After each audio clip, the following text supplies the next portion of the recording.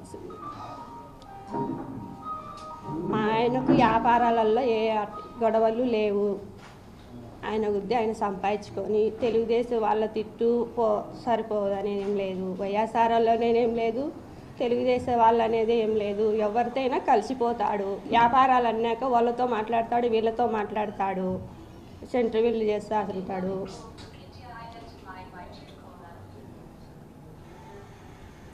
ఇది ఎందువల్ల జరిగిందో మాకు కూడా తెలియదు. కానీ మా ఆయనకు న్యాయం చేయాలా? ఎవరి వల్ల జరిగింది ఇది మీరు తెలుసుకొని మా ఆయనకు న్యాయం చేయాలా?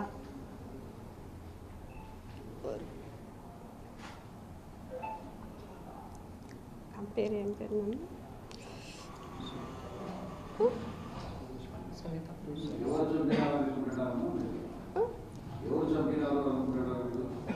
అవన్నీ మాకు తెలియదు సార్, అవన్నీ మాకు తెలియదు. ఎవరు చంపినారో అవి మాకు తెలియదు ఇప్పటికీ. అది ఇంక మీరే తెలుసుకొని మాకు న్యాయం చేయాలా, నా బిడ్డలకు నాకు. మా ఇంట్లోకి వచ్చి 9 దినం అయిపోతానే పోలీసు వాళ్ళు వచ్చి జొరబడి డాక్యుమెంట్లు, బాండ్ కాగితాలు, ఎల్ఐసి కాగితాలు అన్నీ తీసుకుపోయినారు. మా ఆయన అక్రమంగా ఏం సంపాదాలి, ఆయన కష్టపడి ఆయన సంపాదించిన ఆస్తులయ్యి ఎవరికి ద్రోహం చేయలేదు, ఒకరికి ద్రోహం చేయలే, ఒకరికి చేయి సాపినోడే కానీ ఒకరి చొమ్ము తిన్నోడు కాదు. ఆయన కష్టాంతంతో సంపాదించుకున్నాడు. ఎవరికైనా అమ్మిస్తా అంటాడు, వాళ్ళ కాగితాలు మన కాడ ఉంటాయి, అమ్మిస్తాడు కాబట్టి తీసుకుంటాడు, మళ్ళీ వాళ్ళకి సెటిల్మెంట్ చేస్తూ ఉంటాడు అవన్నీ. కానీ ఒకరికి దోహం చేసినాడు కాదు మా భర్త. చెప్పినారు సార్, ఇట్లా తీసుకువెళ్తానమ్మా, మళ్ళీ ఇది ఎంక్వైరీ చేసి ఇస్తాము అంటున్నారే కానీ అది ఇప్పటికి ఇంకా ఏం తెలుసలేదు సార్ మాకు. అదంతా ఉత్తమాటలు సార్. ఇప్పుడు ఎవరికైనా అమ్మిస్తా అంటాడు స్వలాలు, వాళ్ళ పేపర్లు మన కాడు ఉంటాయి, పలానా రోజు అగ్రిమెంట్లు ఉంటాయి, అవన్నీ అగ్రిమెంట్ వరకు ఉంటాయి మన దగ్గర, ఒకటే ఉంటాయి, అవన్నీ మనటే అంటే కాదా? ఎవరి గుద్ది వాళ్ళు రాసుకుంటున్నారు, మీరు ఎవరి గుద్ది వాళ్ళు రాసుకోబోతున్నారు, ఎవరికి అయినట్టు వాళ్ళు ఆడుకుంటున్నారు అంతే. మా ఆయనగా ఇంతమంది ఎవ్వరు ఒరిజినాలు, జిరాక్సులు, ఎల్ఐసి కాగితాలు, బాండ్ కాగితాలు, పాస్బుక్లు అన్నీ తీసుకుపోయినారు. ఏమంటే ఈ ఎంక్వైరీలేమ్మా ఇస్తాంలే అంటున్నారు. మాకు అదే ఆయన సంపాదించిన ఆస్తి అది ఉంది, అది ఎత్తకపోయి వాళ్ళు పెట్టుకున్నారు. మా బిడ్డలు మేము ఎట్ట బతకాలా?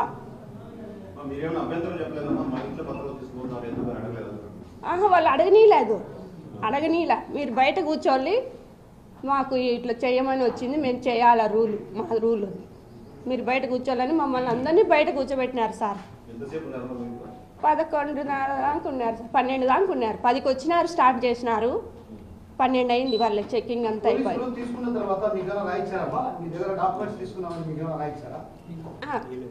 ఇవ్వలేదు సార్.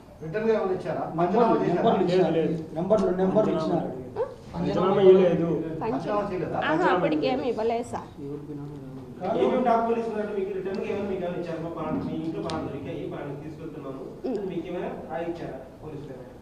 డాక్యుమెంట్ నెంబర్లు అవన్నీ పేపర్లో నెంబర్లు అన్నీ రాసుకున్నారు. డాక్యుమెంట్ టీ, పాస్బుక్లు టీ, ఎల్ఐసి టీ, బాండ్ కాగితాలు ఉడక తీసుకుపోతారు. బాండ్ కాగితాలు ఉడక అవి తీసుకుపోయినవి. డిఎస్పీ వచ్చారు, ఎస్పీలు అందరూ వచ్చినారు. ఎస్పీ రాలేదేమో, డిఎస్పీ ఎవరెవరో వచ్చినారు, 10 మంది దాకా వచ్చినారు. 2 లేడీస్ కానిస్టేబుల్కో వచ్చినారు. మమ్మల్ని అందరినీ బయటికి పొమ్మన్నారు, బయట కూర్చోబెట్టినారు. వాళ్ళ ఇంట్లోకి పోయి వాళ్ళు సోదా చేసుకొని అన్నీ తీసుకున్నారు. మీరేం భయపడొద్దుమా, మేము ఇస్తాంలే అంటున్నారు, రోజు తిప్పుకుంటా అన్నారు. కానీ ఈ బుద్ధుడికి ఇలా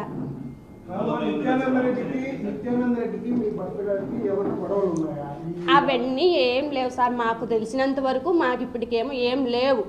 నిత్యానందతో మాట్లాడతాడు, రవి సార్తో మాట్లాడతాడు, తెలుగుదేశం వాళ్ళతో మాట్లాడుకు. ఎందుకంటే మేము వ్యాపారాలు చేస్తాం కాబట్టి వాళ్ళతో వీళ్ళతో అందరితో కంట్రోల్లోనే ఉంటాం సార్. వ్యాపారాలు అన్నాక వాళ్ళతో మాట్లాడతాం, వీళ్ళతో మాట్లాడతాం. ఎవరు బినామీలు కాదు మేము. ఆయన కష్టపడి సంపాదించుకునే ఆస్తి అది, ఎవరు బినామీ కాదు. బినామీ ఎవరి బినామీ కాదు. 30 ఏళ్ళ నుంచి వ్యాపారం చేసుకుంటా 30 ఏళ్ళ నుంచి విలేకరుల సమావేశం పెట్టుకుంది. హత్య కేసులో నిందితులు సక్రమంగా పెట్టుకోలేదంటే మీ వాదన, లేకపోతే పోలీసులు మిమ్మల్ని ఆస్తుల పరంగా డాక్యుమెంట్ల పరంగా ఇబ్బంది పెట్టినారు? మాకు మా భర్తని ఇట్లా చేసినారు, వాళ్ళకు ఏదో ఒకటి చెయ్యాలా, మా డాక్యుమెంట్లు మాకు రావాలా, మాకుండేది మా పిల్లలకు మాకు అదే మాకు న్యాయం చేయాలంతే సార్. పోలీసులపై మీకు నమ్మకం లేదా? ఇప్పటి వరకు జరిగిన పరిణామాలపై పోలీసులు విచారణ చేస్తున్నారు కదా, దీనిపైన మీకు నమ్మకం ఉందా లేదా? పోలీసుల విచారణ నిష్పక్షపాతంగా వ్యవహరించమంటారు, నమ్మకం ఉంది కాబట్టే కదా. 11 మంది కాదు, 40-50 మంది వచ్చినారు సార్. 40-50 మంది వచ్చినారు రిమ్స్ లో పొడిచేదానికి. ఇంకా జాచ్ ఉన్నారు. ఇప్పటికి 11 మంది దొరికిన వాళ్ళు ఉన్నారు, ఇంకా 50 మంది ఉన్నారు. వచ్చింది పెట్టాలి కదా, పెట్టాలా, వాళ్ళకి ఏదో శిక్ష పడాలా సార్,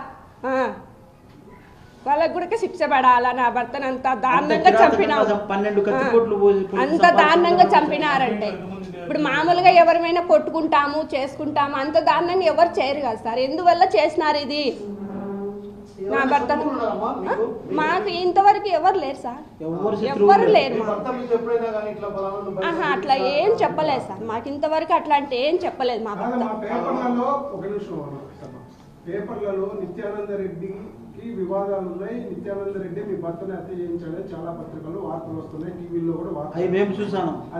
అది ఇప్పుడు వేస్తా అంటే మేము చూస్తానమేమో అని మాకు ఇంతవరకు అట్లాంటి ఏం మాకు తెలియదు సార్.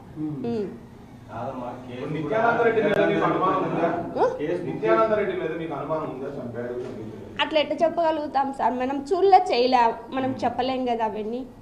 కానీ మాకు ఎవరు చేసినారో మాకు న్యాయం చేయాలంతే. ఇంట్లో ఉంటుంది, నాకు అట్లాంటి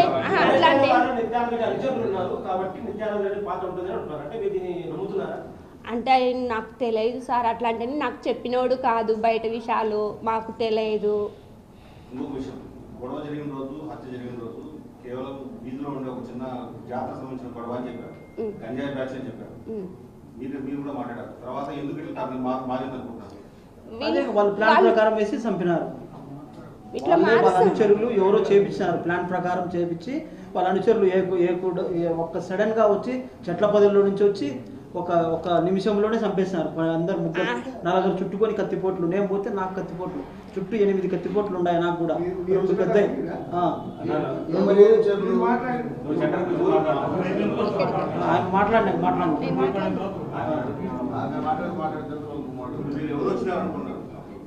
మాకేం తెలియదు. చిన్న విషయం, మీ ఇంటి దగ్గరికి గొడవ వచ్చారంటున్నారు కదా, అప్పుడు వాళ్ళ చేతుల్లో ఏమైనా మారణాదాయాలు ఏమైనా ఉన్నాయా? కత్తులు ఉన్నాయి సార్ వాళ్ళ దగ్గర. వాళ్ళ పేర్లు నాకు తెలియదు సార్, వాళ్ళని అప్పుడే ఫస్ట్ చూడడము. వాళ్ళ 4-5 మంది వచ్చినారు అప్పుడు ఇంటి దగ్గరికి, కత్తులతో వచ్చినారు. మా చేత ఏం లేవు, రాడ్లు కత్తులు వాళ్ళ కాడున్నాయి, మా చేతిలో ఏం లేవు. మేము మా చేతులారా మేము ఎంపలాడినాము, వాళ్ళు రాళ్ళు ఎత్తి కత్తులతో పోట్లాడినారు. వాళ్ళకు దెబ్బలు అనే మాకు దెబ్బలు తగిలినాయి. ఒక ఆమెకు నడుములు ఇరిగిపోయినాయి, పెద్ద ఆమెకు. గుర్తుండదు కదా చెప్తాం. ఆ పెద్ద ఆమెకు నడుములు ఇరిగిపోయినాయి. మా వాళ్ళకు కూడా తలకాయలు వాళ్ళు కొట్టినారు. ఒక ఆమెకు పొడిచినారు, 2 సార్లు పొడిచినారు కత్తులతో, తలబాలు కొట్టినారు ఆమెకు.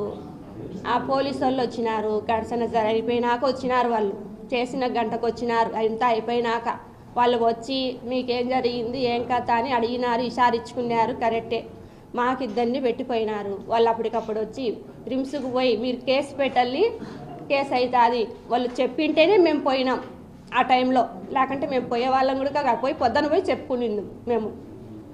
గొడవ జరిగిన తర్వాత మీరు కానీ మీ కుటుంబ సభ్యులు కానీ మాకు ప్రాణహాని ఉంది, మారణాయుధాలతో వచ్చారని పోలీసులకు ఏమైనా సమాచారం ఇచ్చారా? చెప్పింటేనే కదా మాకు ఇద్దరిని కాపలా పెట్టిపోయింది మాకు ఇంటికాడ. మీ భర్త చనిపోకుండా చెప్పారా?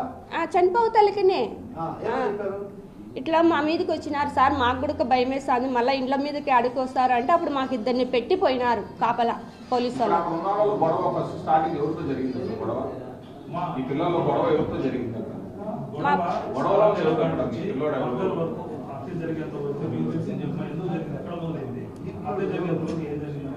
మా పిల్లోనేమో బెదిరించినారంట సార్, ఫోన్లతో చేసి మాట్లాడుతున్నారని నాన్న అని చెప్పినాడు.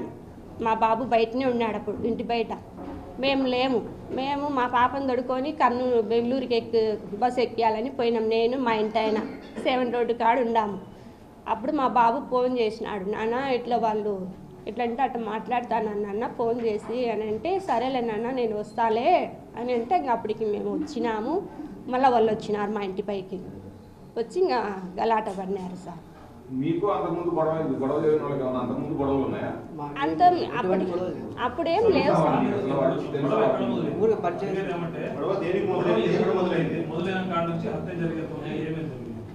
గొడవ అంటే శనివారం ఏమో కొద్దిగా డ్యాన్స్ ప్రోగ్రాం కాడేమో వాళ్ళు డైజీ కాడేమో పిల్లలు కొట్లాడుకున్నారంట సార్. అరుచుకున్నారని మేము పోయి పెద్దలం పోయి మందిచ్చి వచ్చినాం అంతే. తల్లిదండ్రులం పోయి ఇద్దరం పోయి అరిసి వచ్చినాం. ఏమిరా మీకు పిల్లలతో ఏం పని అని అరిసి వచ్చినాము. ఆ రాత్రికి పోయినారు.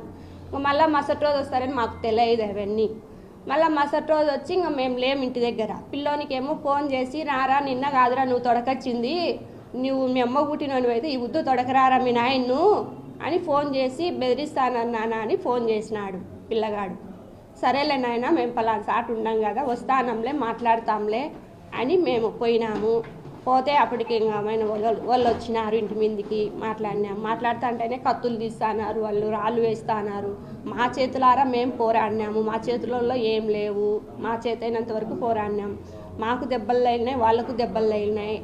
తర్వాత మళ్ళీ పోలీసు వాళ్ళకు ఫోన్ చేసింటే గంట తర్వాత వచ్చినారు. అంబులెన్స్కి ఫోన్ చేసినాము, అంబులెన్స్ గుడక గంట పట్టింది వచ్చేదలకి, అంబులెన్స్ వచ్చేదలకి గుడక. మళ్ళీ వాళ్ళు ఈ దెబ్బలు తగిన వాళ్ళు పోయినారు మాకంటే ముందుకే పోయి రిమ్స్లోనేమో అడ్మిట్ అయ్యి ఉన్నారు వాళ్ళేమో. మేము పొక్కతల్లికేమో పోయినారు వాళ్ళే రిమ్స్లో. పోయేదలిక మేము మా ఆయన గుడక అందరూ పోలీసు వాళ్ళు తొడకపోయినారు వీళ్ళని గుడక. మేమేమనుకున్నాము ఆడవాళ్ళము పోలీసు వాళ్ళు ఉండారులే మనకు ఏం జరగదులేని, ఇంత జరుగుతుందని కూడా మేము ఆలోచించలేదు అస్సలు. ఇంత టెస్ట్ చేసుకొని హాస్పిటల్ కాడ పానం పోసే కాడ పానాలు తీస్తారని కూడా మేము అంత ఆలోచించే వాళ్ళం. అయితే మా జాగ్రత్తలో మేము ఉండేవాళ్ళం, మేము అంత ఆలోచించలేదు. మా ఆయనకు నాకు ఎవరున్నారులే శత్రువుని అనుకున్నాడు, మోసపోయినాడు మా ఆయన.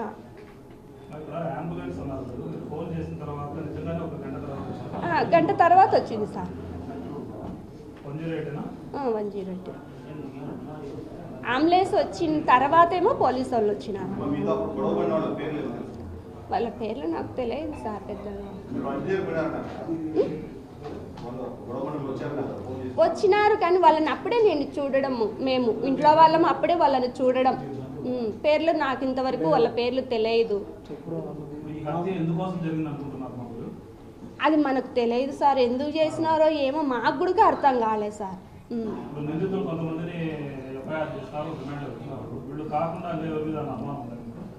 ఏమో తాను మాకు పట్టుకు ఎంతమంది ఉంటారు, వాళ్ళ గ్రూపులలో ఎంత ఉంటారో మాకెట్ట తెలుస్తుంది సార్. వాళ్ళంతా గ్రూప్ ఉండేది మాకెట్ట తెలుస్తుంది, మాకేం తెలియదు. ఏం చెప్పదలుచుకున్నారంటే నా పిల్లలకు నాకు న్యాయం చేయమని అడుగుతాను సార్. న్యాయం అంటే మాకు మా భర్తను ఇంతగా హింసించిన వాళ్ళకు కూడా శిక్ష పడాలా అని నేను కోరుకుంటాను. వాళ్ళకు శిక్ష పడాలా.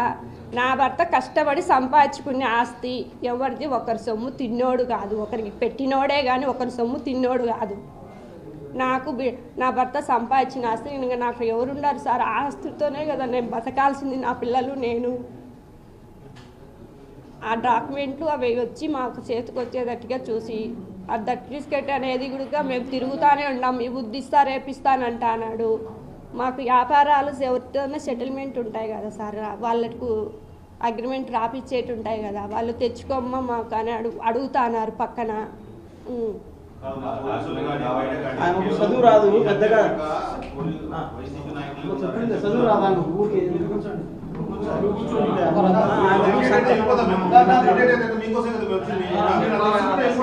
అడుగు అడుగు అడుగు ఏమి ఇసుకోలేదు.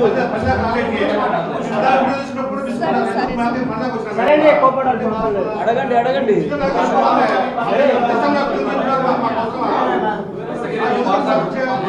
నేనేం మాట్లాడతానని వాళ్ళకు చదువు రాదని చెప్పినా చదువు రాదని చెప్తాను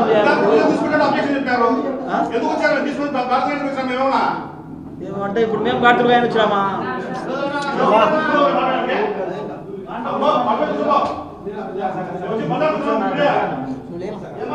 కూర్చొని నేనే చెప్తాను వాళ్ళు అడిగేది మీరు చెప్పే విషయం క్లారిటీ